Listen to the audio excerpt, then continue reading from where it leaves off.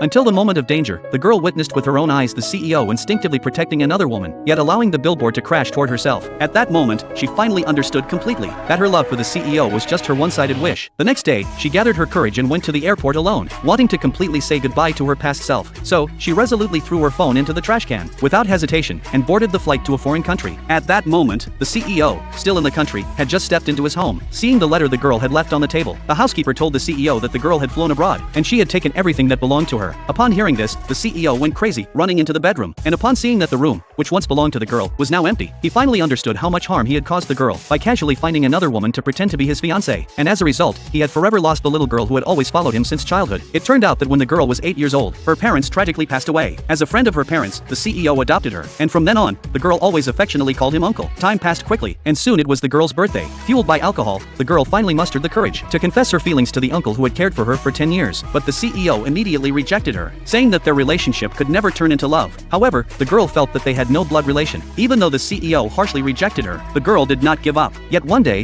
when she happily returned home holding flowers, she found another woman already in her uncle's arms. It turned out that the CEO, in order to prevent their unconventional relationship from developing, had purposely found a woman to pretend to be his fiancée, because the CEO only wanted to silently take care of the girl for the rest of his life. But this was not the outcome the girl longed for. Disappointed, she called her aunt abroad, planning to immigrate and leave. But before leaving, the girl had one wish. She wanted the CEO to spend her last birthday with her. She happily prepared a table full of dishes herself, but waited and waited, and the CEO never returned. Reluctantly, she called him, but to her surprise, the one who answered was the fiancé. The fiancé mocked her on the phone, telling the girl not to keep bothering the CEO, saying that they were getting married in a few days. Hearing this, the girl felt incredibly sad. On her 18th birthday, she made a wish, and decided to sever all ties with the CEO. Thus, she left a letter and her bank card, then hurried to the airport. It turned out the CEO had been busy with work, so busy that he didn't remember it was the girl's birthday until after midnight. He quickly called her, but no one answered. The housekeeper told him the girl had left with her luggage around 10 p.m. The CEO immediately had his assistant investigate her whereabouts, and they found out that her phone's location showed she was at the airport. Learning that the girl had run away from home, the CEO angrily threw the gift she had left behind on the ground. When he ran to her bedroom, he saw that it was empty. The housekeeper also mentioned that the girl had been carrying a large bag every time she went out recently. At that moment, the CEO realized that the girl must have planned to leave for a long time. Soon, the assistant found out that the girl had sold all her valuables in the old house, and had transferred $20 million